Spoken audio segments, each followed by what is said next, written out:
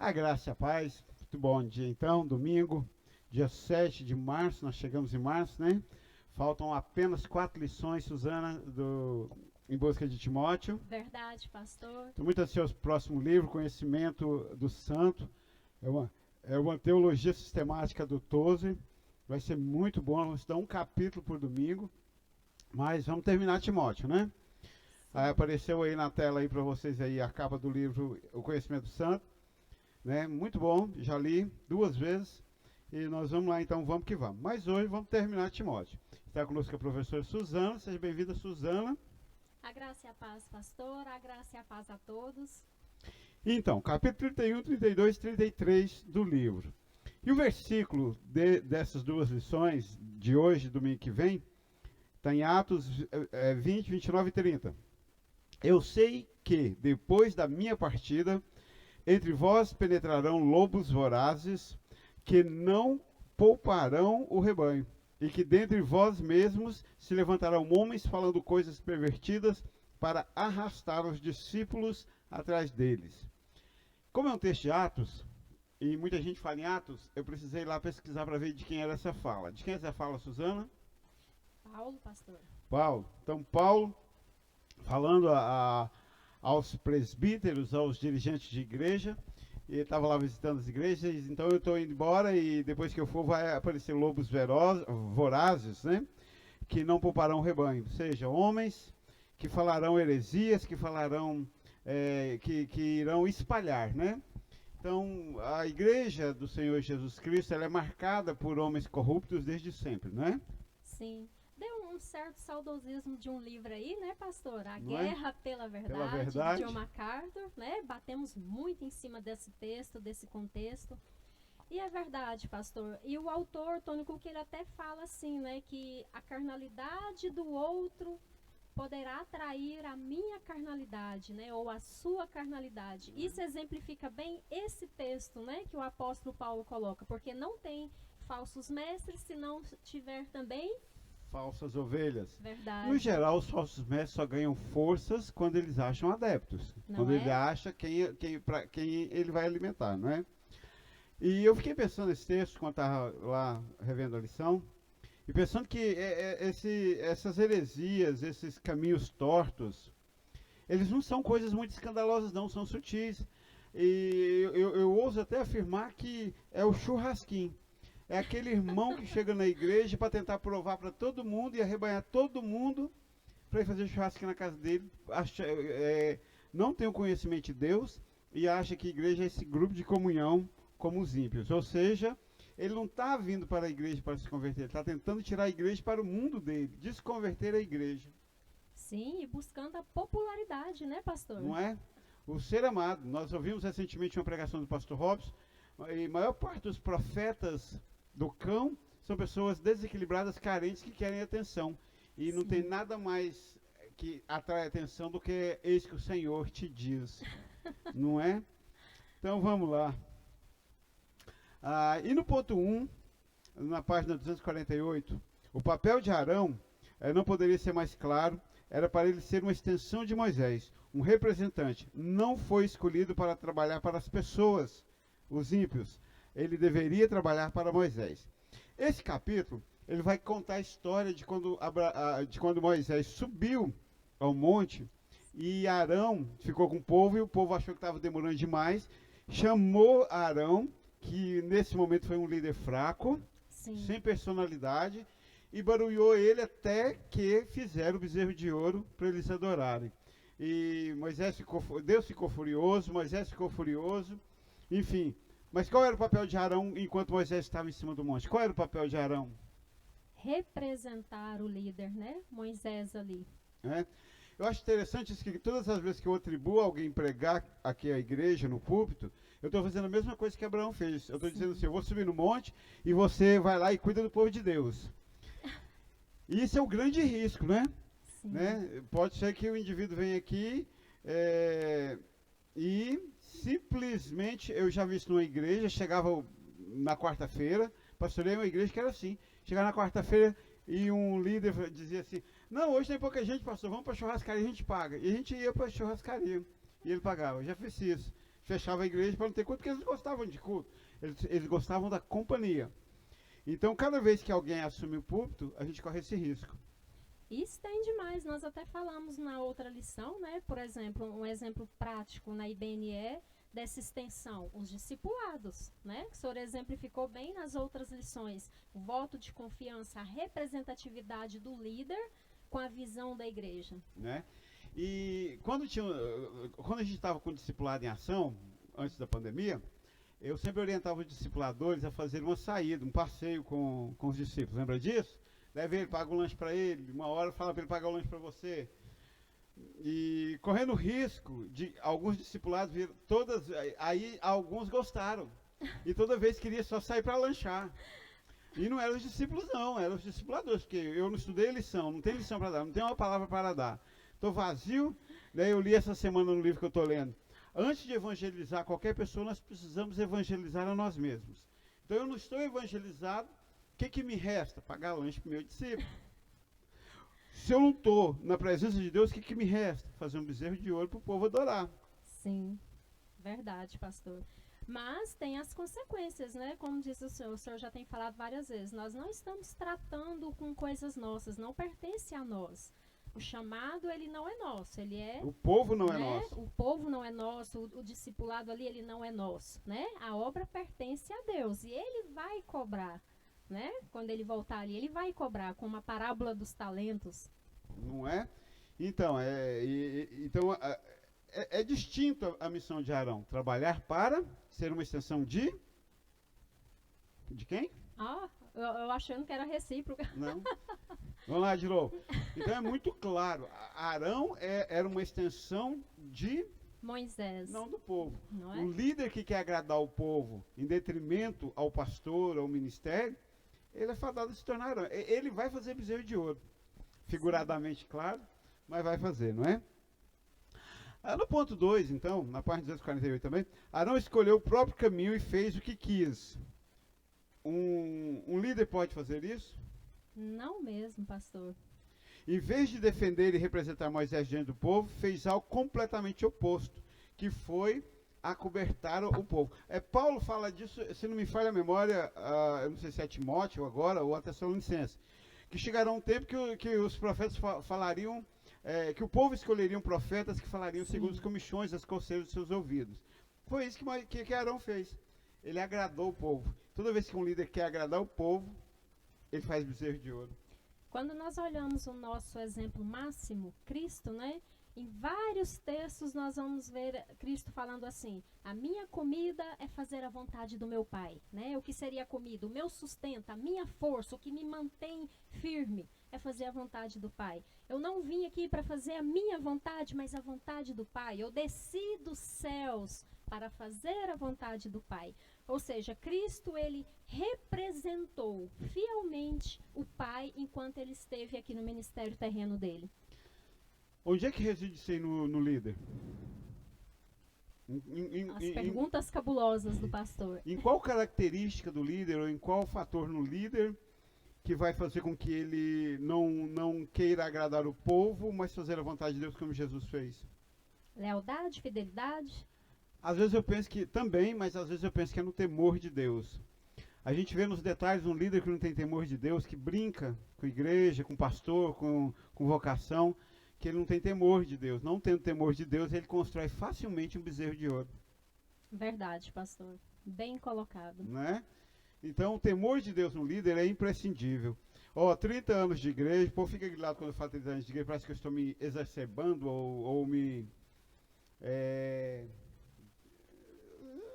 sendo vaidoso, mas não, é porque são 30 anos mesmo.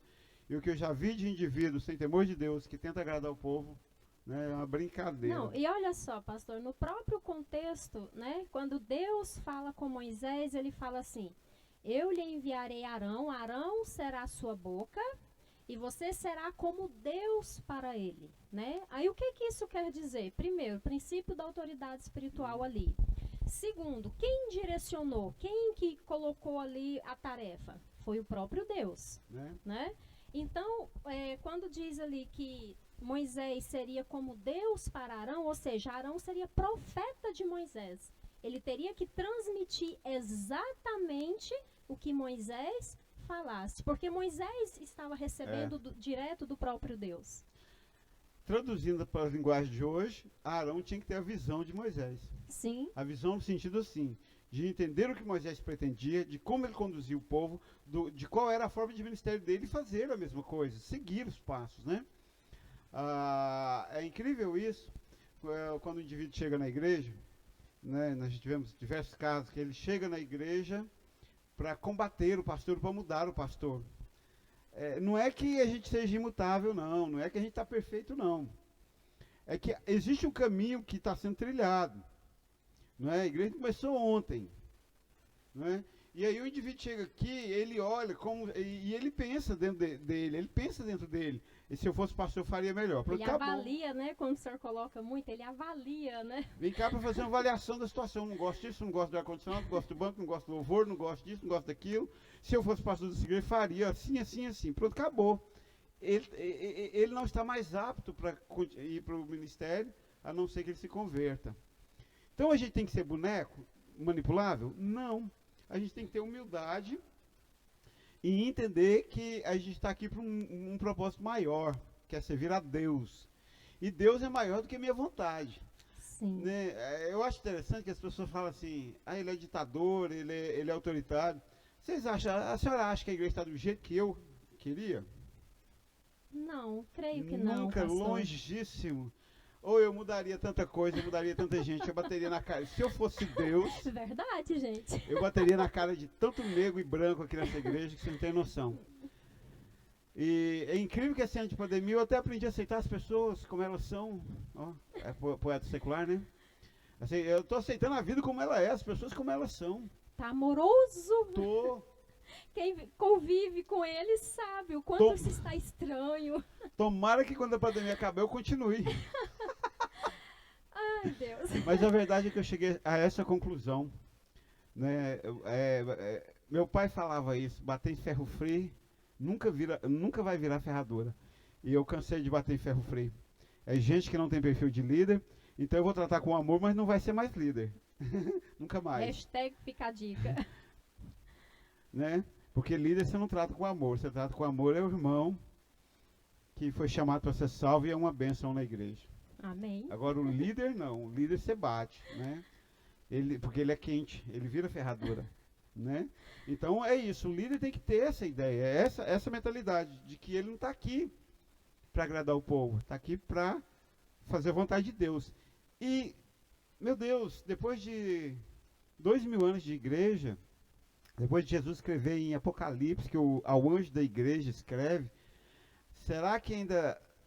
por que será que ainda resta tanta dúvida de que Deus deu aos pastores a liderança da igreja?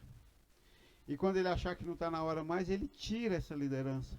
Verdade. Então, até quando nós vamos viver como se a gente pudesse brincar, como a gente brinca lá no serviço, como a gente brinca lá na casa, como a gente brinca na nossa vida secular, não é?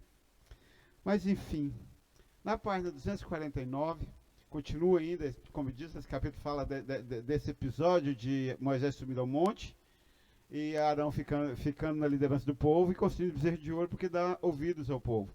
Na página 249.3, creio que ele já tinha perdido o caminho quando falhou em articular a visão de Moisés para o povo, de maneira intencional e regular.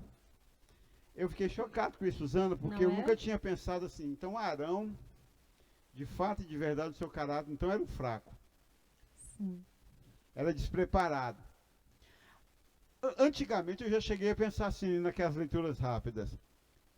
Não parece que é uma perca de tempo fazer rascunho? Deus chama Moisés e põe Arão para falar em nome dele. Então por que não chamasse logo Arão? Nunca pensou isso? Não, eu já pensei. Poxa, é perca de tempo de Deus. Ele chama Moisés, mas Moisés não sabe falar. E ele chama Arão para falar no lugar de Moisés. Então ele fala com Moisés, Moisés fala com Arão, que Arão vai falar com o faraó ou com os judeus. E eu ficava, isso é perca de tempo, podia ter chamado logo Arão. Aí lendo o capítulo essa semana, eu me lembrei disso que eu pensava quando eu me converti. De fato, de verdade, me parece que ele tinha uma personalidade meio fraca. Ele não teria pulso para dirigir o povo, atravessar com o povo no deserto, para peitar. Então, realmente, ele deveria, se ele tivesse aproveitado a oportunidade, o chamado dele, ele teria sido um bom auxiliar de Moisés e não feito o bezerro de ouro. Pastora, quando nós olhamos ali a história de Moisés, nós vemos ali, vamos dizer assim, o coração de Moisés. Moisés, ele se compadecia do povo, ele sofria pelo pecado do povo, ele tinha interesse na salvação da nação de Israel. Quando nós olhamos para a atitude de Arão, é o contrário, né? A partir do momento que Arão tomou a decisão ali de fazer o bezerro de ouro, ele não se preocupou, o povo quer, vamos fazer. E não só isso, nós olhamos na história ali em Êxodo, quando Arão e Miriam pecou, né? O que imperava ali quando eles questionaram a autoridade espiritual de Moisés? A inveja, né? Eles buscavam popularidade, porque perante o povo, quem era o representante? Moisés. Né? Perante Deus, Moisés.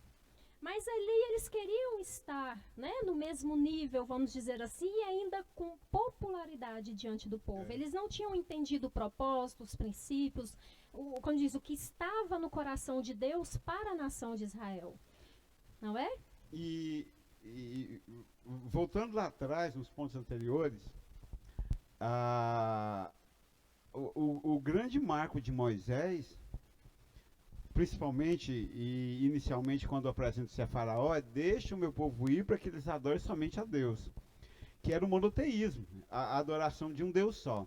E foi justamente o carro-chefe do discurso de Moisés: agora nós temos um só Deus, porque o Egito tinha diversos, milhares de deuses. E Moisés vem com um discurso monoteísta: agora nós vamos adorar um só Deus. Aí me vem Arão e faz o bezerro de ouro. Quando Arão faz o bezerro de ouro, ele peca contra quem? Contra Deus. Contra Deus, não foi contra Moisés. Eu acho interessante isso. Querido líder, quando você vem para cá para desafiar o ministério, você não está pecando contra o pastor. Você está pecando contra Deus. Não é que a gente está blindado, não é passivo de condenação, de ser lançado no inferno. Não estou falando disso, não. Não estou falando da minha atitude e dos meus erros. Eu estou falando da sua atitude e dos seus erros. Quando você vem para cá para desafiar, querer fingir que você que sabe o que é e tá e pá, você desafia o próprio Deus. Então, na verdade, o que faltou no coração de Arão? Temor. Temor. Lembra que nós falamos, então? O líder, quando ele perde a visão e não conduz o seu ministério de maneira intencional e regular, como diz o texto, ele perdeu a visão, ele perdeu o temor de Deus. E isso é grave, gravíssimo, e isso não ficará impune. E olha que interessante, pastor, porque tudo tem um momento. Chegou um momento dessa história que Deus reafirmou a representatividade de Arão diante do povo. Lembra na rebelião de Corá? Então, ou seja, Deus reafirmou, não foi o próprio Arão com as suas mãos, né? Deus que reafirmou e, né? Eu lembro do senhor fazer um sermão aqui sobre a rebelião de Corá e tal, quando a terra engoliu, né? Todos aqueles rebelados ali que estavam com seus incensários e tal. Então, ou seja, é Deus que confirma, é Deus que vai lá e fala, é assim ou não é? E até mesmo o caso da vara de Arão que floresce. Sim. Lá na disputa de quem era quem era o profeta verdadeiro. Que tinha que ser ele, né? Agora, sabe que, aí estudando essa lição, eu me lembrei da vara de Arão que floresce, e eu fiquei pensando uma coisa assim, me parece que ela floriu, não foi nem necessariamente por Arão, mas foi pela palavra de Moisés, não é? Então, assim, claro que Deus aprovou, mas ele se desaprovou, não é? E uma coisa interessante, que eu acho que aí, líder, que às vezes passa batido, que é quando eu falo para vocês querem fazer esse monte de asneira aí por conta própria, faz, mas saiba que vai cair sobre o ministério. Em que momento Deus desceu do monte e foi lá conversar com Arão sobre o bezerro de ouro? Onde vocês já viram isso na Bíblia? Em lugar nenhum. Deus fala com quem? Moisés. Mas quem tinha feito o bendito bezerro de ouro? Arão. Quem tinha que levar pau na cabeça? Arão. Mas quem levou? Moisés. É por isso que quando eu chego aqui e falo, não leva o filho do irmão para sua casa, não faz negócio entre irmãos sem comunicar. Não começa a namorar sem comunicar, não fica com essa vida rebelde sem comunicar. É engraçado, eu tive uma experiência em São Miguel do Araguaia, lá na Rua 4. Eu viajei, acho que posso contar, primeiro vou falar o nome, segundo eles não vão ver a lição. Eu viajei, fui para Goiânia, passar um fim de semana em Goiânia. Deixei 2 jovens, que hoje um deles é pastor, inclusive, o outro é crente, mas um é pastor. Mas na época eram jovens, adolescentes para jovens. Deixei eles na casa pastoral e fui para Goiânia. Na segunda dia que eu estava lá, na segunda noite, eu acordei de madrugada, ouvindo o nome de um deles. E cheguei de viagem, 2, 3 dias depois, chamei o dito cujo. Vem cá, o que aconteceu que eu preciso saber? Nada não, pastor. Eu falei assim, eu vou te dar uma chance. Eu não sou disso, de ficar acordando de madrugada, né? Eu durmo. O que aconteceu que você precisa me falar? Ele, nada, pastor. Eu tenho certeza? Tenho certeza. Eu falei assim, sua chance de sair vivo disso é agora. O que aconteceu na minha ausência que eu preciso ficar sabendo? Nada. Beleza. Passou uma semana, passou 2, passou 3, chegou a conta do telefone da casa pastoral. O telefone nem meu era, estava no nome da igreja. Com uma conta de R$ 1.500. Naquela época? Naquela época, eu estou falando de 20 anos atrás. Aí, peguei a conta lá na especificação, nas noites que eu tinha viajado. E vinha com os nomes lá de países de fora. Chamei os benditos e disse, é a última chance de eu não matar vocês. Ah, pastor, nós ligamos no telesexo, mas eu não quis não, foi ele que mandou. E aí, bonito, né? Um telefone da casa pastoral, que eu morava, no nome da igreja, com R$ 1.500 de conta de telesexo, 2 noites seguidas, né? Quase a noite toda. E aí só descobri porque a conta chegou, e aí o nome de país, vinha com o nome, né, ligação para a Finlândia. Falei assim, o que você está ligando? Eu achei até que contaram o que era.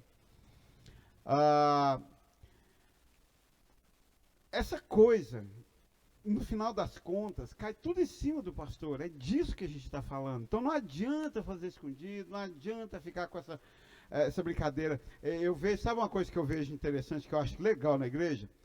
É quando começa a formar a panelinha. Primeira coisa que eu faço é orar, Senhor, põe a mão.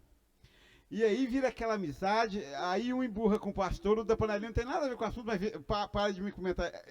Esturdia, como diz no Goiás, uma pessoa que não tinha nada a ver com o que eu tinha falado para outra, estava virando a cara para mim. Durou 2 meses a panelinha, já se emburraram, se estressaram, se espinharam, e eu fico olhando e falando assim, não adianta, é o mundo espiritual. Então, assim, no final das contas, cai tudo sobre o ministério pastoral. E vai ter que se virar nos 30 e resolver, né, pastor, a situação. Só que agora nós estamos com um novo lema. Qual? Vocês aprontaram para lá, vou excluir todo mundo, vou assumir a responsabilidade espiritual. Mas como pastor, tem autoridade para excluir vocês tudo. Então, vem ficar virando a cara um para o outro aqui dentro da igreja por coisas ímpias que vocês fizerem, de forma ímpia, para ver o que vai dar. Hashtag fica a dica novamente. Sem sangue. Página 250.4. Se você é um líder na igreja, seu trabalho é representar o pastor e cumprir sua tarefa em conjunto com a missão geral da igreja. Às vezes eu brinco assim com o pastor Zé Delcio. Só que o pastor Zé Delcio tem personalidade, tem formação, tem caráter, mas de vez em quando eu brinco assim, você não é pago para pensar, você é pago para fazer. Quando a gente está fazendo decoração, essas coisas assim, às vezes, né? Esses dias eu pedi para ele assim, manda o seu Pix e sua conta. Aí ele mandou o Pix. Eu mando a conta. Ele, mas não precisa do número da conta se tem o Pix. Eu, não discute em mandar conta? Você não sabe o que eu vou fazer, não dá, eu não estou com tempo para explicar o que eu vou fazer. Né? Claro, né? Mas no geral, o líder ele tem que ter isso em mente, que ele está aqui para representar e cumprir sua tarefa em conjunto com a missão geral da igreja. Não é para ficar inventando. Líder, quando começa a inventar, está pronto para ser disciplinado. Né? Se você perder essa visão, estará suscetível a abraçar e promover outras visões que chegaram até você. Foi o que aconteceu com Arão. o povo barulhou ele seguiu o povo e fez besteira, fez merda. Tô vendo isso de vez em quando acontecer por aqui, viu? Seu líder. E tô vendo Deus te afastando da igreja, porque você estava achando que podia andar sozinho e começar a inventar. Não é profecia não, viu? É só avaliação mesmo daquilo que eu vi. Tenso, hein, pastor? O autor, ele fala assim, duas palavrinhas que eu achei interessante, pastor, chave para mim naquela parte. Consolidar e enraizar. Né? Então, o que é consolidar a visão geral da igreja? O que é consolidar? É tornar forte, resistente, né? Sólido. E enraizar? É ter raízes profundas, é realmente compreender o propósito, a visão, o chamado, a direção que Deus deu através dos pastores. Então, ou seja, para estar consolidado, precisa estar enraizado, né? Para poder funcionar. Aí, muitas vezes, nós, como diz o senhor, fazemos merda porque nós não buscamos conhecer, não buscamos estar informados, não temos relacionamentos, né? Relacionamento, quando eu falo, por exemplo, com a liderança pastoral. Quando nós temos relacionamentos, nós estamos informados, estamos a par, temos ali comunhão, temos ali informação. Temos, inclusive, afinidade e também intimidade para chegar, perguntar, né, compreender. Pastor, eu não estou compreendendo isso aqui. Como que funciona? Por exemplo, quando eu cheguei na igreja, pastor, uma das coisas que eu busquei foi o estatuto da CBN, né? Eu vim da CBB, Igreja Batista Brasileira, então... Aí você descobriu que era igual. muito parecido, né? Muito mesmo, eu creio que 99... É igual, só a questão, só o item da manifestação dos dois, porque foi copiado, na verdade. Mas eu achei o da CBB mais extenso. O da CBN eu achei mais sucinto e tal. Então, assim, foi uma das coisas que eu procurei, porque eu falei, espera aí, eu estou vindo para uma igreja que eu não conheço, né? Eu preciso saber como que é para eu poder participar, eu preciso conhecer, e eu creio que é também a tarefa de cada membro, né? Já que nós somos membros e representamos, né, a instituição. Isso estou falando, né, na microvisão. Então, aí nós falamos assim, eu preciso ler a Bíblia para aprender a vontade de Deus. Sim, mas nós também precisamos ler os nossos líderes, os nossos pastores, os ministérios, para estarmos integrados realmente dentro do propósito, dentro da visão da igreja. É verdade. E é aquilo que eu sempre falo, né? Quando eu servi o quartel, eles, em um dos treinamentos de sobrevivência, eles falavam, quando você chegar no ambiente, a primeira coisa que você faz é fazer uma avaliação. Você olha onde é o banheiro, que se você tiver um piriri violento, você tem que saber para onde correr. Você olha onde é a porta de saída, se pegar fogo, você sabe sair. E a gente que é militar, a Carta deve saber disso, a gente é treinado para essa sobrevivência. Então, até hoje, tantos anos depois, 32 anos depois, eu chego, todo lugar que eu chego, eu olho porta, pá, banheiro, água, tudo que eu vou precisar em caso de uma ocorrência. Mas as pessoas chegam na igreja, senta e não se apercebe do que está acontecendo, de como ela é dirigida, né? E aí, por isso bate tanta cabeça, né? Enfim, nós precisamos saber onde estamos, qual é a visão, né? Isso é claro para ele, deixa claro, né? Que o líder, ele não está aqui na igreja para ficar inventando, né? Antes da gente chegar no próximo ponto, quero fazer uma pergunta para a irmã. Capciosa, complicada. Eu tinha pensado em usar outras pessoas que não estão aqui, mas vai que emburra. Tá bem? A irmã acha que Deus vai revelar à irmã as diretrizes e caminhos que devem ser conduzidos a essa igreja? Não, pastor, porque ele já me deu, vamos dizer assim, os caminhos para isso. A irmã acha que Deus revelará esses caminhos e essas diretrizes, as diretrizes desta igreja para o Emerson? Não, também não. Para o Fábio? Também não. Para, deixa eu ver, a Joelma? Não. Para quem ele dará os caminhos e diretrizes desta igreja? Para a liderança pastoral. E os outros líderes, então? O que cabe aos outros líderes? Ler os pastores. Ajudar os pastores nessa missão. Sim. Meu querido, aprende de uma vez por todas. Deus não irá dar a você os caminhos e as diretrizes da IBNE. Irá dar aos pastores aqui hoje. Se amanhã for outros, irá dar aos outros. Sim, verdade. Concorda? Verdade. Página 251.5. Olha o que diz. Nós resumimos antes. Se você é um ministro de socorros, plural é aberto, né? De socorros, é importante que leve dentro do seu coração a visão da igreja. E qual que é a visão da igreja? Ah, pastor, mas aqui não tem célula. Essa igreja é tão pobre que não tem célula.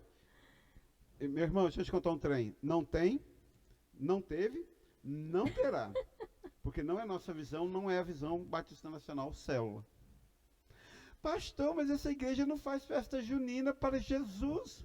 Não fez, não faz e não fará. Se o seu alvo é esse, Deus revelou para você que tem que fazer festa junina, pode sair da igreja e ir para outra, porque aqui não vai rolar. Né? Então, levar a visão da igreja. A visão inclui valores, prioridades, objetivos, as quais o pastor apresentou à congregação. Por que o pastor apresentou à congregação? Porque Deus revelou a ele as diretrizes para esta igreja. Esta igreja é diferente da igreja ali da esquina, é diferente da igreja lá do centro. Cada uma tem uma missão de Deus, entenda isso. Nós nunca vamos ser igual a outra igreja. Se você acha que outra igreja é melhor do que essa, pega descendo. Como diria um ex-amigo meu, rala peito. Porque Deus deu uma missão para outra igreja, deu uma missão para essa. Ajude seu pastor a cumprir a visão e a comunicá-la aos outros, para que então eles também possam ter uma grande parte ao cumpri-la. A pergunta básica para você, líder, para você que quer ser líder é: meu filho, de uma vez por todas, você quer andar comigo ou você quer construir bezerro de ouro? Quer juntar ou espalhar? Quer juntar ou espalhar? Sim, diga.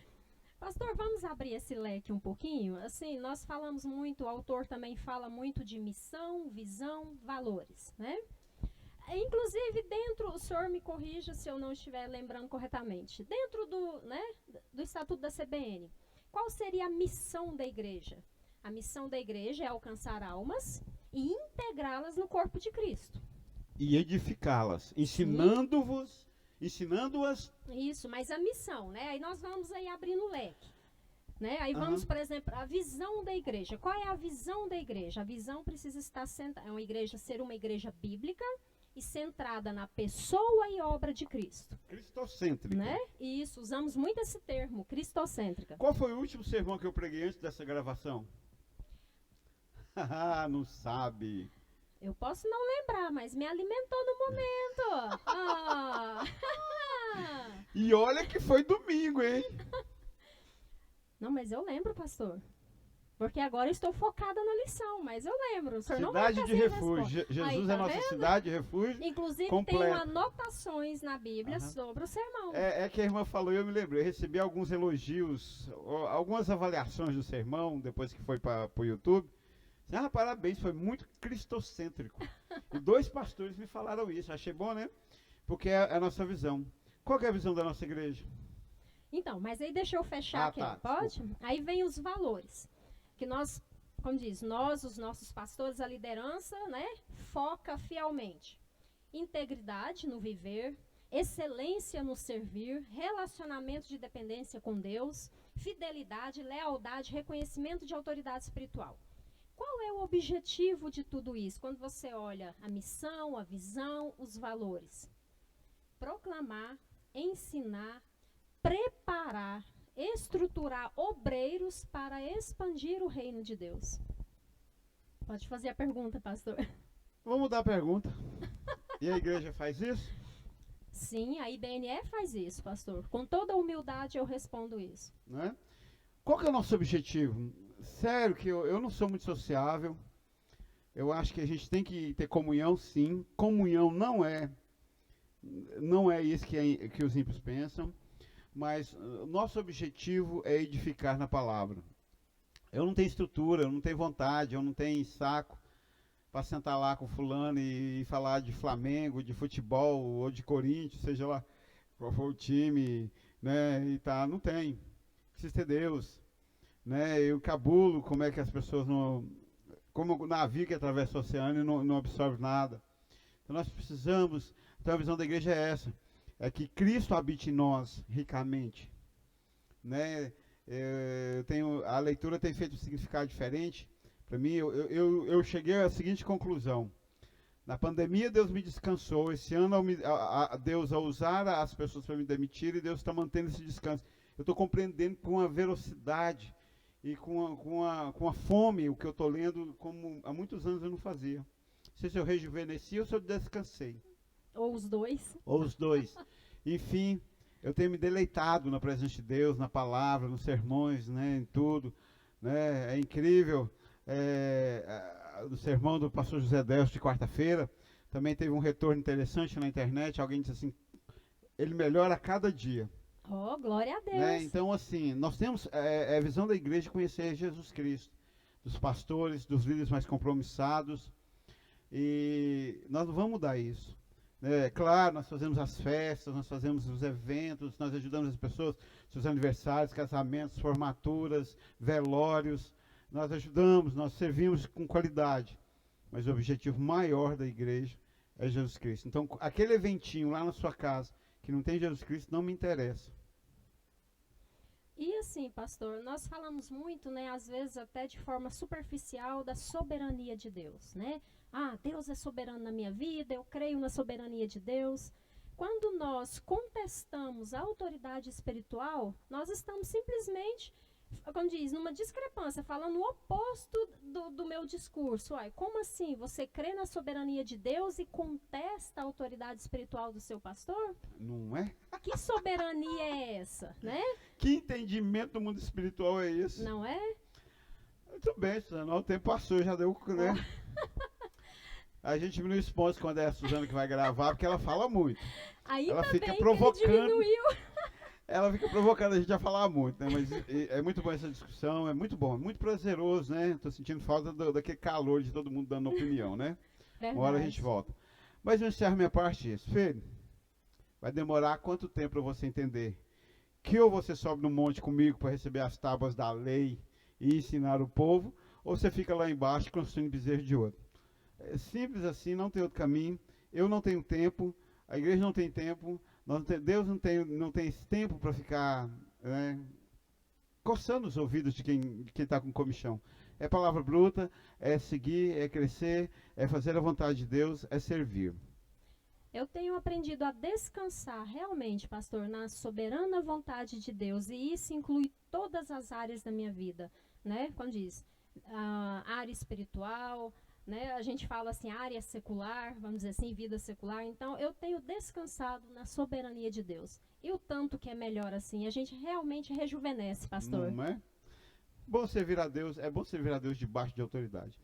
A graça e a paz, marque o seu sino, fique enrolando, né? E vamos que vamos. Agora, depois que você assistiu, já falta 3 de Timóteo, nós estamos terminando, espero que você tenha aprendido. A graça e a paz, pastor, a graça e a paz a todos.